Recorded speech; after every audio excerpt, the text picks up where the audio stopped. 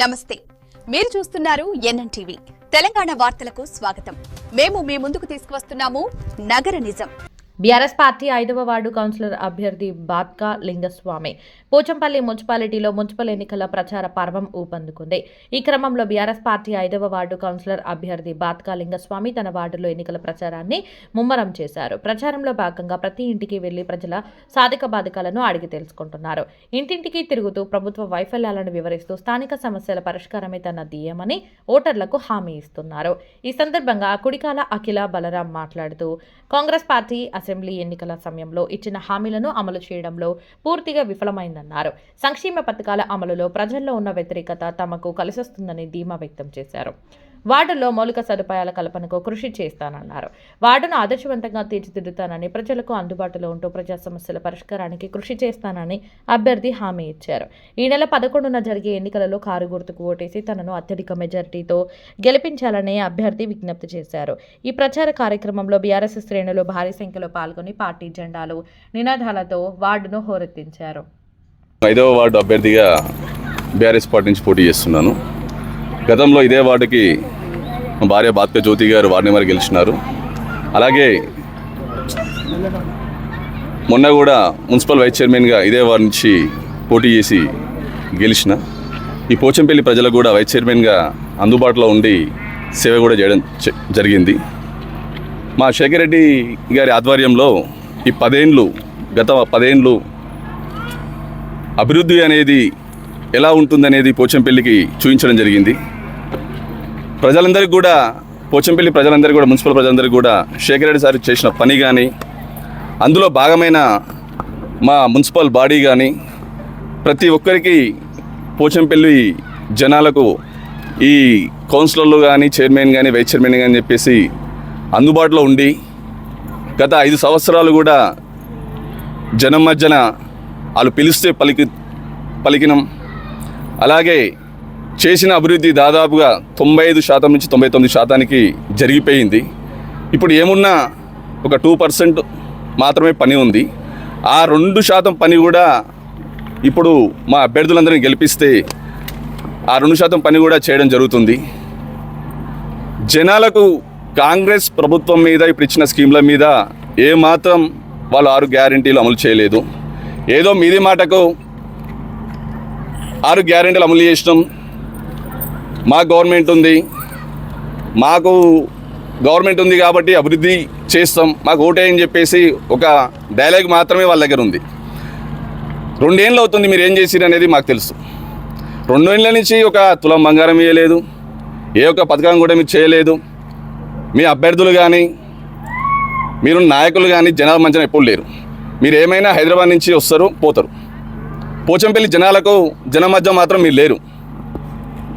ఎందుకంటే పోచంపల్లి మున్సిపల్ ప్రజలు కూడా ఆలోచన చేయాలి. మీకు దగ్గరలో మీ ఇంటి పక్కకు ఎవరైతే అభ్యర్థి ఉంటాడో ఆ అభ్యర్థికి మీకు అందుబాటులో ఉంటారు కాబట్టి వాళ్ళకే ఓటేసి గెలిపించాలి. గవర్నమెంట్ ఉంది, మాకు నిధులు వస్తాయి, మేము పని చేస్తాం అనేది తప్పు. ఏ నిధులు వచ్చినా మున్సిపాలిటీకే వస్తాయి. ఆ మున్సిపల్ నుంచే మున్సిపల్ చైర్మన్ కానీ కౌన్సిలర్ని ఖర్చు పెడతారు. ఆ ఖర్చు పెట్టేది అనేది ఇప్పుడు ఆల్రెడీ 99% పని అయిపోయింది కాబట్టి మాకున్న మీ నిధులతో, మున్సిపల్ నిధులతోటి ఆ మిగిలిన పనులు కూడా మేము చేసుకుంటాం. వాళ్ళు చెప్పే మాటలు మాత్రం కోటలు దాటుతాయి, కానీ ఆచరణ మాత్రం ఏముండదు.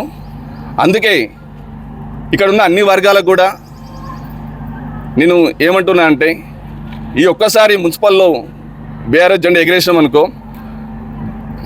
రాబోయే కాలంలో కూడా కాంగ్రెస్ గవర్నమెంట్ పోయి బీఆర్ఎస్ గవర్నమెంట్ ఖచ్చితంగా వస్తుంది. ఇప్పుడు మనం బీఆర్ఎస్ పార్టీ గెలిస్తే వాళ్ళకు ఒక చెంపపెట్టు లాంటిది.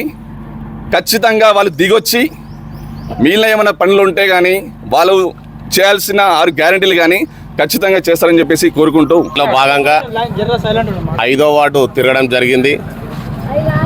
ఇక్కడ ఉన్నటువంటి స్థానికంగా అన్నగారు చెప్పినట్టు వాళ్ళ శ్రీమతి 5 సంవత్సరాలు వార్డు మెంబర్గా గెలిచి సేవలు చేశాడు. అలాగే అన్నగారు లాస్ట్ టైం కూడా కౌన్సిలర్గా గెలిచి మీ ఆశీర్వాదంతో మున్సిపల్ కౌన్సిలర్గా, చైర్మన్గా కూడా అవ్వడం జరిగింది. స్థానికుడు ఏదో గెలిచాం కదా నేను హైదరాబాద్లో పోయి ఉంటా అని చెప్పేసి 10 సంవత్సరాల కాలంలో మిమ్మల్ని పట్టుకొని మీ ఎన్నంటూ వండుకుంటూ మీకు సేవ చేసిండు. అలాగే ఈసారి కూడా అన్నగారికి అత్యధిక మెజార్టీ ఇచ్చి గెలిపిస్తారని చెప్పేసి ఈ కాలనీలో ఉన్నటువంటి అందరు అక్క చెల్లెళ్ళందరినీ మనస్ఫూర్తిగా కోరుకుంటూ, అలాగే గతంలో బీఆర్ఎస్ ప్రభుత్వం ఉన్నప్పుడు అన్నగారు ఆ మున్సిపల్ వైస్ చైర్మన్గా ఉండి ఈ వార్డు కాకుండా అన్ని కాలనీల్లో 13 వార్డులలో అనేక సంక్షేమ పథకాలు, సీసీ రోడ్లు కావచ్చు, అండర్గ్రౌండ్ డ్రైనేజీలు కావచ్చు, మౌలిక వసతులు, ఇక్కడే స్థానికంగా కనుక మండలానికి వచ్చేటువంటి అనేక గ్రామాలకు సంబంధించిన ప్రజలను అందుబాటులో ఉండి వాళ్ళకి సేవ చేయడం జరిగింది. అలాగే ఏదైతే కాంగ్రెస్ ప్రభుత్వం ఉందో ప్రతిసారి 9 తారీఖు రాని 2000 పింఛన్ కాదు 4000 తీసుకోమని చెప్పారు. అది అయిపోయి 24 నెలలు గడుస్తుంది.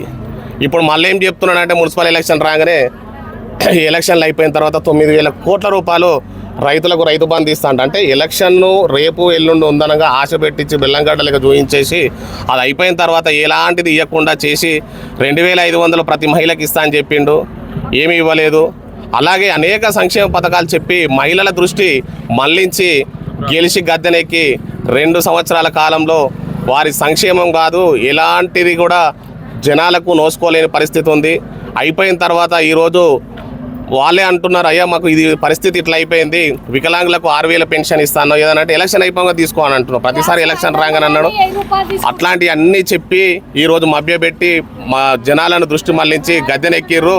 ఈసారి జనాలకు అందరికీ దయచేసి చేతులు జోడించి ఒకటే చెప్తున్నా, అనేక సంక్షేమ పథకాలు చెప్పి ఇయ్యలేని వ్యక్తులకు ఈసారి మున్సిపాలిటీలో బీఆర్ఎస్ జెండా ఎగిరినట్టయితే వారికి కూడా అరే జనాలు తిరగబడుతున్నారు, జనాలకు ఏదైతే మనం ఇవ్వాలని అనుకున్నామో ప్రతి సంక్షేమ పథకాలు ఇచ్చి తీరినట్టయితేనే మళ్ళీ మనకు మనుగడ ఉంటుంది అనేది భయం దగ్గర ఉంటుంది కనుక ఒళ్ళు దగ్గర పెట్టుకొని పనిచేస్తారని చెప్పేసి తెలియజేస్తూ ఈసారి మళ్ళీ ఒకసారి బాత్క లింగస్వామి అన్నను అత్యధిక మెజార్టీతోని ఈ కాలనీ వాసులందరూ ఆశీర్వదించి ఆ బీఆర్ఎస్ జెండాను ఎగరవేస్తే అన్నకు మళ్ళీ ఉన్నత పదవి వస్తుంది, మీకు అందరికి సేవ చేస్తాడు. ఇక్కడ గెలిచిన స్థానికుడు ఇక్కడే ఉంటాడు, మీ అందరి మధ్యలోనే ఉంటాడు, మీ అందరి కోసమే పాటుపడతాడు. కానీ గెలిచిన వెంటనే కారేసుకొని హైదరాబాద్ పోయే వ్యక్తి కాదు. ఒక్కసారి అందరు కలిసి దీవిస్తారని చెప్పేసి ఆశీర్వదించాలని చెప్పి కోరుకుంటూ సెలవు.